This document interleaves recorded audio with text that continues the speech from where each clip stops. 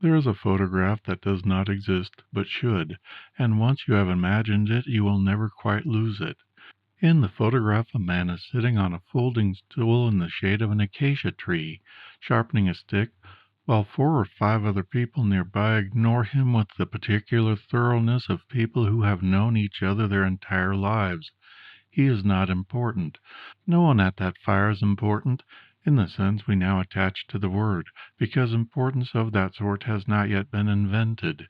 If he began to give orders, the others would laugh at him, and if he kept it up they would drift away, and if he became genuinely dangerous they would, one bad night, deal with him. This man is our ancestor, and the arrangement he lived under, flat, mutual, corrective, merciless toward anyone who reached above the rest, is the arrangement that built the mind you are using to read this sentence. Now perform an act of violence on that photograph. Keep the man, keep the mind, and keep nothing about the biological equipment inside his skull. Take away the fire and the acacia and the 4 or 5 people who knew him, and put in their place a marble hall, an army that moves when he clears his throat, a treasury fed by labor of provinces he will never see, a priest ready to burn incense to him, and a circle of courtiers who have each privately worked out that the penalty for contradicting him is death. Leave him there for 20 years. The question this book is built around is not whether that man will change. Of course he will change. The question is whether any member of our species, carrying the same ancient equipment into the same marble hall, could possibly fail to change, and whether they would all fail in more or less the same way.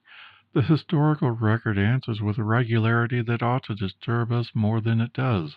Across societies that had no contract, no shared language, and no common library, the people who accumulated the most nearly unlimited power tended to curdle into the same handful of behaviors. They grew grandiose, and some of them arranged to be worshipped as gods. They grew contemptuous of the very multitudes whose sweat held them up. They grew suspicious in a way that fed on itself, until the court became an arbitrator.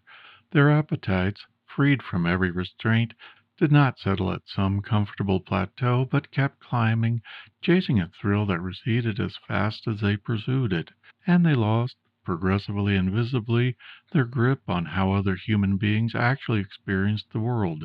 Rome produced this creature more than once. So did China, in an entirely separate tradition, writing in an entirely separate script.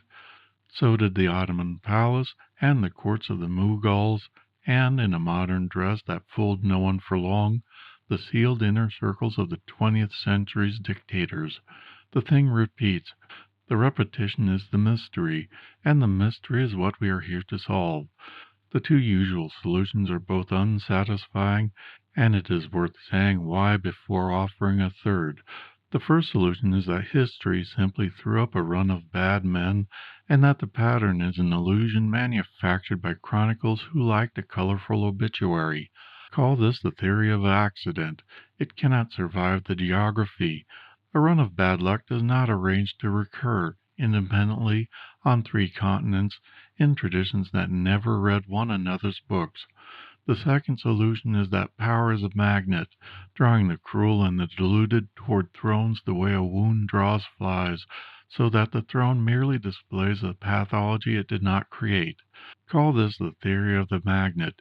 It cannot survive the biographies, because the record is full, even in the accounts of unfriendly witnesses, of rulers who began as competent, restrained, even admired, and rotted in office.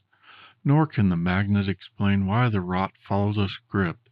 If power merely attracted the already broken, we would expect as many varieties of broken emperor as there are varieties of broken person. Instead, we get a few notes played over and over as if from the same instrument. This book offers a third solution, and it absorbs whatever was true in the first 2 while discarding what was false. The deformation, it argues, is structural.